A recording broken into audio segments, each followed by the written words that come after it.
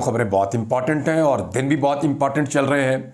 वकला तहरीक की भी आवाज़ें आ रही हैं। जो लोग आज वकला से मिले, सारा दिन उनकी मुलाकातें हुई। नौजवान वकला में बहुत गुस्सा है। हामिद खान साहब ने भी ऐलान किया, उन्होंने कहा जी वकला तहरीक चलाएंगे। लेकिन ये हामिद खान साहब के ऐलान जो है ना, ये ऐसे ही होते हैं।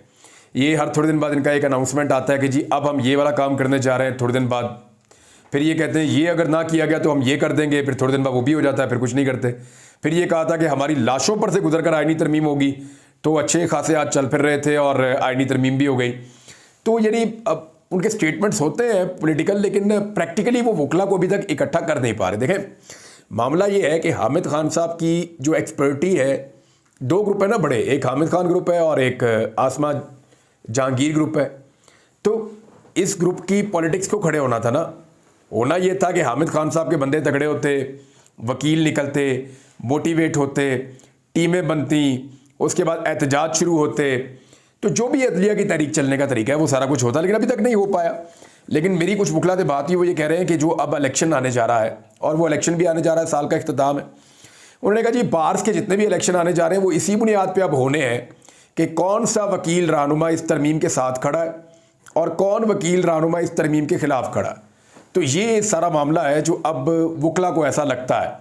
मैं कुछ चीज़ें आपके साथ शेयर कर देता हूँ। एक तो पाकिस्तान तहरीक इंसाफ के अंदर अब एक दोबारा ऑपरेशन होगा, और होना भी चाहिए। जिन लोगों ने दगा दिया, धोखा दिया, इमरान खान साहब की पीठ में छुरा घोंपा, उनके नाम पे वोट लिए और उसके बाद उन्हें धोखा दे दिया, उन तमाम लोगों के ऊपर सख्त वक्त आने वाला है। अवाम की तरफ से रद्द-ए-अमल तो आना शुरू हो गया है, सोशल मीडिया पे आ रहा है। जब ये वोट मांगने जाएंगे या अपने इलाकों में जाएंगे या पब्लिक के अंदर उठे बैठेंगे तो इनको सवालात का सामना करना पड़ेगा, रद्द-ए-अमल का सामना भी करना पड़ेगा लोगों की जानिब से। लोग अपने वोट का हिसाब इनसे मांगेंगे कि हमने तो वोट दिया था इमरान खान को। देखें, यहाँ पे ऐसे लोग मौजूद थे जिन्होंने इमरान खान के नाम पे जब लोगों से वोट मांगा तो कुरान मजीद के ऊपर हाथ रख के हलफ दिया था, और उन्होंने ये कहा था कि हम इमरान खान से कभी धोखा नहीं करेंगे, हम हर हाल में इमरान खान के साथ खड़े रहेंगे। अब इन लोगों ने वो कुरान मजीद का हलफ भुलाकर इमरान खान साहब की पीठ में छुरा घोंप दिया। 5 बंदे तो आपके सामने हैं। ये मुबारक सेब जो है, ये तो हर जगह पे जाके जलसे में इमरान खान की फ़ोटो उठा के रखता था। सारा वोट इसने इमरान खान के नाम पे लिया। अब PMLN के साथ पींगे चढ़ा रहा है, तो पैसा जो है वो इनके अंदर से बोल रहा है। और कुछ लोग जो है वो ये कह रहे हैं जी हमारे साथ गलत हो गया। मैं पहले उनके नाम ले लूँ जिन लोगों ने बड़ी कुर्बानी दी है। मियाँ फयाज छजड़ा, इन्होंने जनाब इनके बेटे के ऊपर टॉर्चर हुआ है, इनकी बीवी को वीडियो दिखाई गई पाकिस्तान तहरीक इंसाफ के बकौल, नहीं हिले अपनी जगह से। सादुल्ला बलोच, इनकी बेटी और बीवी को भी उठा लिया गया, ये खुद भी अखबार है, लेकिन इन्होंने अपने आप को बाद में महफूज किया और इन्होंने भी नहीं वोट डाला। इम्तियाज़ चौधरी, इनके ऊपर मुकदमात भी बनाए गए, इनको उठाया भी गया, इनके हालात बड़े ख़राब थे। इनकी बहुत बुजुर्ग वालदा, अल्लाह उन्हें सेहत दे, इन्होंने भी कंप्रोमाइज़ नहीं किया। मुबीन आरिफ जट, अगर पंजाब में किसी का सबसे बड़ा माली नुकसान हुआ है तो मुबीन आरिफ जट का हुआ। ये गुजरांवाला से खुरम दस्तगीर को इन्होंने शिकस्त दी थी और इनकी फैक्ट्री के अंदर से माल तक उठा लिया, लोगों को मारा कुटा, इनके मुलाजिम उठा लिए, इनके वालिदैन, इनके बच्चे सारे के सारे दरबदर हो गए। बड़ा ख्वार किया पूरे ख़ानदान को, घर को भी सील कर दिया, फैक्ट्री को, फार्म हाउस को, सारे मुलाजिम उठा लिए और करोड़ों रुपए का माल भी फैक्ट्री से उठाकर ले गए। घर में भी लॉकर्स तोड़ के वहाँ पे जो कुछ भी कीमती सामान था वो उठाकर ले गए। तो मुबीन आरिफ जट ने भी हिम्मत दिखाई, उन्होंने वोट नहीं डाला। आदिल बजवी, अब ये तो एक एग्जाम्पल बन गया है। जब ये आएगा कोयटा में तो इसको पता चलेगा इसका कितना बड़ा इस्तकबाल करते हैं कोयटा के लोग। प्लाजे तोड़वा लिए, कारोबार तबाह करवा लिया, घर तोड़वा लिया, और सबसे बढ़ के ये इसकी सीट भी चली गई, क्योंकि इससे पहले एक बयान अल्फी लिया गया था PMLN के हक़ में, तो ये PMLN का गर्दाना चाहता था, यानी इसकी गिनती वहाँ पे होती थी। तो अब उन्हें डिफेक्शन क्लॉज के तहत स्पीकर ने फौरी तौर पे कह दिया जी इसको डी सीट किया जाए।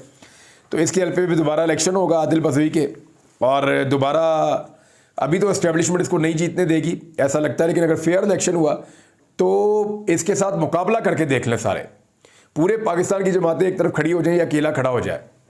और मैं शर्तिया आपको कहता हूँ, इससे आधे भी कोई वोट ले गया ना, आधे भी, तो उसको विनर कर दें। आदिल बजवी की सूरत हाल कोयटा में मुख्तलिफ है। ये जो यहाँ पख्तून है वो इज़्ज़त करते हैं वफादारी की। तो बहरहाल शफकत अब्बास ऐवान साहब हैं, वो भी खड़े रहे। उसके अलावा अली साई साहब, ये बड़ी मजबूती से खड़े रहे, इनके पास इनके ऊपर बड़ा जुल्म हुआ, इनके घर से भी बंदे उठाए गए। तो ये सारी चीज़ें तो हैं, लेकिन कुछ लोग जो हैं वो बेचारे सफाइयाँ दे रहे हैं। यानी हमारे दोस्त हैं एहतशाम साहब, उनसे रब्ता किया सेनेटर फैसल सलीम ने, और उन्होंने कहा जी मैं तो भी कहीं नहीं, मैं तो कहीं नहीं जा रहा था, मैं तो कहीं छुपा हुआ था और मुझे किसी को नहीं पता था मैं कहाँ छुपा हूँ। तो मुझे फ़ोन आया शिबली फराज का, तो शिबली फराज ने मेरे से बार बार इसरार करके पूछा कि जनाब आप कहाँ पे हैं, आप कहाँ पे हैं, आप कहाँ पे हैं। इसने कहा जैसे ही मैंने शिबली फराज को बताया मैं फ़लाँ जगह पे हूँ, तो चंद मिनटों में मुझे अगवा करने वाले पहुँच गए और मुझे उठा कर ले गए। अब ये जनाब फैसल सलीम साहब कह रहे हैं, लेकिन बात ये है कि फैसल सलीम साहब अगर आपको उठा कर ले गए तो आपके घर वालों ने कहाँ पटिशन की, आपकी फैमिली ने कहाँ मुकदमा दर्ज करवाया, और आप तो ये बताते रहे पूरी पार्टी को, जो भी आपसे बात करता था मैं पाकिस्तान में हूँ ही नहीं, मैं तो पाकिस्तान से बाहर हूँ, तो आप झूठ बोल रहे थे। अगर आपको प्रोटेक्शन चाहिए थी तो आप केपी हाउस चले जाते जब सारे सेनेटर वहाँ पे गए हुए थे। आप जाकर कहते जी मैं बैरून मुल्क नहीं हूँ, मैं यहाँ पाकिस्तान में हूँ, मैं आपके पास आ गया हूँ, मुझे प्रोटेक्शन दे दें। उन्होंने बाकियों को भी दी, आपको भी दे देते। फिर जरका साहिबा की सफाई आई, उन्होंने कहा जी मैं ना इमरान खान के साथ कल भी खड़ी थी, मैं इमरान खान के साथ आज भी खड़ी हूँ, बस थोड़ा सा बीच में टाइम एक कंप्रोमाइजिंग था। देखिए वो कहती है मेरा बेटा अगवा हो गया था। इनका पता है सरका साहिबा का मामला कब पकड़ा गया? पाकिस्तान तहरीक इंसाफ से जब इन्होंने रब्ता किया ना, तो एक तो ये अपने फ़ोन से रब्ता कर रही थी। अगवाकार जो है नामालूम अफराद जब किसी को अगवा करते हैं तो वो सबसे पहले उसके गैजेट्स ले लेते हैं। तो जरका साहिबा का एक अजीब किस्म का अगवा था कि ये पाकिस्तान में घूम फिर रही थी, अपने क्लिनिक पे भी जा रही थी, अपने घर में भी जा रही थी, और इन्होंने मुझे खुद कहा कि मुझे बड़े अच्छे तरीके से रखा उन लोगों ने जिनके पास मैं, और मेरे बच्चे को भी बड़े अच्छे तरीके से रखा हुआ है। तो इन्होंने ये कहा कि मेरे बेटे को अगवा किया गया, तो तहरीक इंसाफ के लोगों ने इसकी इंक्वायरी की और उन्होंने कंफर्म किया कि डॉक्टर जरका झूठ बोल रही हैं, उनके बेटे को अगवा नहीं किया गया। ये कंफर्म किया पाकिस्तान तहरीक इंसाफ ने। नंबर 2, जब डॉक्टर जरका ने कहा कि मैं इस वक्त एजेंसियों की हिरासत में हूँ, मैं उनके पास मौजूद हूँ, तो उस वक्त पाकिस्तान तहरीक इंसाफ वालों को हैरत हुई कि ये उनके पास मौजूद हैं और अपने टेलीफोन से हमसे रब्ता कर रही हैं। तो उन्होंने कहा जी ठीक है, आप देखें कैसे आपने हैंडल करना है। इनको तो उन्होंने आसरा दिया कि ठीक है हम आपकी बात पे यकीन कर रहे हैं, लेकिन सेम टाइम में पाकिस्तान तहरीक इंसाफ ने, इतनी बड़ी पॉलिटिकल पार्टी है, उन्होंने अपने सोर्स भेज के इनके घर से चेक करवाया तो ये उस वक्त अपने घर में थी। ये बात भी पाकिस्तान तहरीक इंसाफ के लोगों ने मुझे बताई। तो डॉक्टर जरका का भी वो उनका क्लेम है कि ये झूठ बोलती हैं और इन्होंने भी इमरान खान से गद्दारी की है, उनकी पीठ में छुरा घोंपा है। जैन कुरैशी साहब जो हैं वो लगातार कह रहे हैं, उनकी वीडियो भी आ गई, लेकिन वीडियो के ऊपर सैकड़ों सवालात इकट्ठे हो गए हैं। और जैन कुरैशी साहब अगर 16 तारीख से देखें ना, 16 तारीख से जैन कुरैशी साहब का कोई अता पता नहीं था। ये खैबर पख्तूनख्वा छोड़ कर क्यों आए? और अगर इनका अता पता नहीं था तो इनकी बहन ने इनकी भाभी के गायब होते ही 4 घंटे के अंदर उनको वापस आना पड़ गया, इतना शोर मचाया, 1 मिनट के अंदर पूरी दुनिया को पता चल गया। 16 तारीख से जैन कुरैशी मिसिंग है और जाकर 20 तारीख को आईनी तरमीम हो रही है, 20 और 21 तारीख को हो रही है। तो 21 तारीख की आईनी तरमीम, 5 दिन हो गए, किसी ने कोई पटिशन नहीं की, किसी ने कोई FIR नहीं की, किसी ने कोई ढूंढने की कोशिश नहीं की, किसी ने कोई रोला नहीं डाला। जो बंदे गायब होते हैं उनका रोला इंतज़ार हुसैन पंजूथा की तरह पड़ता है। 13 दिन हो गए, इंतज़ार हुसैन पंजूथा अभी तक गायब है। अब तो आईनी तरमीम हो गई है, मेरे ख्याल में उनको छोड़ देना चाहिए। बेदरड़ आदमी है, कानून वाला आदमी है, आइन वाला आदमी है, जमहूरी आदमी है। ऐसे लोगों को उठाकर पाकिस्तान की रियासत क्या पैगाम देना चाहती है, या रियासती इदारे क्या चाहते हैं कि कल आने वाले बच्चे क्या सोचें? वो इनको देखकर एतमाद महसूस करें या इनको देखकर डर जाए कि यार हमें उठा के ना ले जाएं?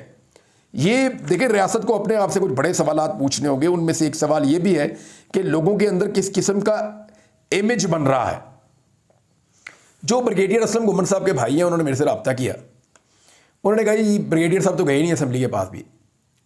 तो मैंने उन्हें बताया, मैंने कहा जी हमारे पास जो इन्फॉर्मेशन थी वो तो ये थी कि ब्रिगेडियर साहब ने ये कह दिया था रियासत को या ताकतवर हलकों को कि जनाब आखिरी वोट मेरा होगा, यानी मैं वोट डाल दूंगा जो आप कहेंगे, लेकिन अगर कोई भी आपके काम ना आया, सारे वोट फारग हो गए, तो आखिरी वोट मैं डाल दूंगा, उससे पहले आप मुझे एक्सपोज ना करें। तो ये बात उन्होंने तो नहीं मानी, लेकिन उनका ये क्लेम है कि जनाब ब्रिगेडियर साहब जो हैं वो गए ही नहीं, वहाँ पार्लियामेंट में पहुंचे नहीं। लेकिन ब्रिगेडियर साहब को भी बहुत ज़्यादा पाकिस्तान तहरीक इंसाफ ने कहा, बार बार कहा कि आपको हम महफूज करते हैं, लेकिन उन्होंने महफूज होने से इनकार कर दिया। अली अमीन गंडापुर साहब का स्टेटमेंट आया बिलाखिर आईनी तरमीम होने के बाद। गुज़िश्ता चंद दिनों से वो खामोश थे, कोई स्टेटमेंट इस हवाले से नहीं दे रहे थे, जब उनके स्टेटमेंट की अशद ज़रूरत थी। देखिए, इमरान खान साहब के और अलीमा खान के अंदर होने के बाद पाकिस्तान तहरीक इंसाफ में जो मौसर और बड़ी आवाज़ है वो अली अमीन गंडापुर है। इसीलिए इमरान खान साहब ने अली अमीन गंडापुर साहब को वज़ीर आला खैबर पख्तूनख्वा का ओहदा दिया। लेकिन हमने ये देखा कि जब बंदे उठाए जा रहे थे, जब जुल्म और जबर हो रहा था, जब पाकिस्तान तहरीक इंसाफ के लोगों को कॉम्प्रोमाइज़ किया जा रहा था, उस वक्त अली अमीन गंडापुर साहब एक मखसूस मुद्दत तक खामोश रहे, लेकिन जैसे ही आईनी तरमीम होती है तो उसके बाद वो अब मैदान में आए और उन्होंने आकर स्टेटमेंट दिया। अली अमीन गंडापुर साहब ने जो बातें कही वो मैं आपको बता देता हूँ। उन्होंने कहा जी कि जिन लोगों ने दगा किया ना, या इमरान खान साहब को धोखा दिया या पार्टी के साथ गद्दारी की है, उनको निशाने इबरत तो वो कह रहे हैं बनाएंगे, उनको हम नहीं छोड़ेंगे। यही बात असर कैसर साहब भी कह रहे हैं, पार्टी के दीगर लोग भी कह रहे हैं, सलमान अकरम राजा साहब भी कह रहे हैं, और यही बात जो है वो शेख वकास अकरम साहब ने भी की है। सारे ये कह रहे हैं कि जिन लोगों ने इमरान खान साहब को धोखा दिया उनका पार्टी में कोई जगह नहीं है, उनको पार्टी से निकाला जाएगा, बल्कि उनको डी सीट भी करवाया जाएगा। लेकिन इंटरेस्टिंग बात यह है, ये वो तमाम लोग हैं जो पहले दिन से बदनीयत थे, जिनके वोट पड़े हैं। जिनके नहीं पड़े वो तो अभी ज़रूरत नहीं पड़ी क्योंकि पहले वालों ने पूरा काम कर दिया। ये पहले दिन से बदनीयत थे। बदनीयत मैं आपको इसलिए कह रहा हूँ कि इनकी बदनीयत का आप यहाँ से अंदाज़ा कर सकते हैं कि इन्होंने पाकिस्तान तहरीक इंसाफ को बयान हल्फी दिया ही नहीं था। तो जब बयान हल्फी इन्होंने दिया ही नहीं तो इनको डी सीट नहीं करवाया जा सकता इस वक्त की सूरत हाल में। हाँ, जो 2 सेनेटर्स हैं उनको आप कैसे डी सीट करवाएंगे? आप उन्हें वैसे ही कह दें कि इस्तीफ़ा दे दें। यानी ये टेस्ट केस है ना। सेनेटर जरका ये कह रही है कि मैं इमरान खान की वफादार हूँ, सेनेटर फैसल सलीम भी ये कह रहे हैं कि मैं इमरान खान का वफादार हूँ। आप इन दोनों को पाकिस्तान तहरीक इंसाफ कह दें जी सुबह आप दोनों जाकर रिज़ाइन कर दें, ये वफादारी का तकाज़ा है, हम आपका टेस्ट ले रहे हैं, आपको पता चल जाएगा रिज़ाइन करते हैं या नहीं करते। दूसरी बात यह है कि इनका वोट काउंट नहीं हुआ तो वो जो बहुत बड़ी रकम मिलनी थी वो उस तरीके से रकम मिली भी नहीं है। अली अमीन गंडापुर ने कहा कि सरकारी अफसरान और इदारों को इस्तेमाल करके ये आईनी तरमीम की गई है और उन्होंने इस आईनी तरमीम को डकैती करार दिया है, और ये भी कहा कि आज़ाद अदलिया को महकूम अदलिया बना दिया गया है। फिर ये कहा कि मोस्ट सीनियर जज को अगर चीफ जस्टिस ना बनाया गया तो फिर हम बाहर निकलेंगे और फिर हम मार्च करेंगे। अली अमीन गंडापुर ने कहा कि अब हमारे पास 2 ही रास्ते हैं, डू और डाई, या तो करो या मरो, हमें निकलना पड़ेगा। ये पहले भी अली अमीन गंडापुर साहब कहते रहे। इमरान खान साहब का ये स्टेटमेंट एक्चुअली जेल से आया था, लेकिन क्या वो खड़े हो पाएंगे? क्योंकि देखें ना, आईनी तरमीम के बाद एक बड़ा ज़बरदस्त एक माकूला है कि लड़ाई के बाद आपको जो मुक्का याद आए ना वो अपने ही मुंह पे मार लेना चाहिए। मुक्का मारने का वक्त होता है लड़ाई के बीच में, जब राउंड ख़त्म हो गया तो फिर तो फाउल है ना। अब तो आपका जो मुक्का है वो किसी काम का नहीं है। जब राउंड चल रहा था तो आप खड़े तमाशा देख रहे थे और आपने पिटाई होने दी। तो लड़ाई के बाद जो मुक्का याद है उसको अपने मुंह पे मारना चाहिए। यहाँ मुझे वो मिसाल याद आ गई काजी फ़ायद ईसा साहब के और हामिद खान साहब के बीच में आज एक एपिसोड हुई है, वो मैं आपको ज़रूर सुनाना चाहूँगा और मैं आपको बताना चाहूँगा कि एक्चुअली क्या बातचीत हुई इन दोनों के बीच में। इसमें ये है, हामिद खान साहब ने कहा कि आप मुतासिब जज हैं, तासुब है आपके अंदर, और इस पे जो है वो काजी फ़ायद ईसा साहब ने कहा कि दलील दें कि पीटीआई के इलेक्शन दुरुस्त हुए। तो हामिद खान साहब ने कहा जी मैं आपके सामने दलील नहीं दूंगा। तो काजी साहब ने कहा तो फिर आप दरख्वास्त क्यों लेकर आए हैं? ये वो जो पाकिस्तान तहरीक इंसाफ ने जनवरी में जब इनसे बल्ले का निशान लिया गया था तब एक पटिशन की थी जी हमारी नज़रसानी लगा दें, तो वो लगी नहीं। इलेक्शन आ गया तब भी नहीं लगी, इलेक्शन गुजर गया तब भी नहीं लगी, जानबूझकर नहीं लगा रहे थे। ज़िमनी इलेक्शन आए तब भी नहीं लगी, और अब इसलिए लगाई है काजी साहब को पता चल गया मैं तो अब जा रहा हूँ, जाते जाते मैं इस पटिशन को सुन जाऊँ, अगर मैं चला गया और मेरे बाद कोई बेहतर बेंच बन गया तो मेरे नाम के साथ एक स्याह धब्बा लग जाएगा। हालांकि 13 जनवरी वाला फैसला जो है वो खुद अदलिया के ऊपर एक स्याह धब्बा है कि एक बड़ी पॉलिटिकल पार्टी से उनका इंतखाबी निशान ही चीफ जस्टिस ऑफ पाकिस्तान ने एक बेंच के ज़रिए छीन लिया। तो काजी साहब कहते हैं तो फिर अब दरख्वास्त लेकर क्यों आए? तो हामिद खान साहब ने कहा आप फैसले में मेरी तरफ से ये लिख दें कि मैंने आपको बहुत मुतासिब कहा है। अच्छा, काजी साहब कहते हैं जी अच्छा किया आपने मेरे सामने ये बात की है, आपने टीवी पर बैठ के ये बात नहीं की। हामिद खान साहब ने ये बात ऐसे ही की जैसे वो डोनट वाली दुकान में लड़का खड़ा हुआ था, उसने भी सामने खड़े होकर बात कर दी थी काजी साहब के। काजी साहब को पसंद आया कि मेरे सामने मुंह पे बात की है, टीवी पे बैठ के किसी ने बात नहीं की। और साथ उन्होंने कहा, जस्टिस मुसर्रत हलाली साहिबा ने फरमाया कि आपने तो पार्टी इलेक्शन की कोशिश ही नहीं की। और जस्टिस मदर सिद्दीकी साहब ने कहा अब हम केस सुन सकते हैं क्योंकि आईनी तरमीम हो चुकी है। तो आईनी तरमीम के बारे में चीफ जस्टिस ऑफ पाकिस्तान ने ऐसे तासुर दिया और उन्होंने कहा जी मुझे तो पता ही नहीं कि आईनी तरमीम हुई है। यानी आप देखें कि पाकिस्तान का इस वक्त जो चीफ जस्टिस है वो एक ऐसा जज है जिसको पता ही नहीं है कि पाकिस्तान का सबसे इम्पॉर्टेंट इवेंट आज का क्या है। पाकिस्तान के आइन के अंदर 26वीं तरमीम हो रही है, पूरे मुल्क के अंदर बंदे चुके जा रहे हैं, बहुएं बेटियां बीवियां अगवा हो रही हैं, इधर जनाब बच्चों के जनाब प्लास के साथ मांस खींचे जा रहे हैं, इधर फेंटी लग रही है, कारोबार तबाह हो रहे हैं, बिल्डिंगें गिर रही हैं जनाब, फैक्ट्रियां सील हो रही हैं, सारा कुछ हो रहा है, काजी को नहीं पता। आप अंदाजा करें कि आपका चीफ जस्टिस कितना बेखबर आदमी था।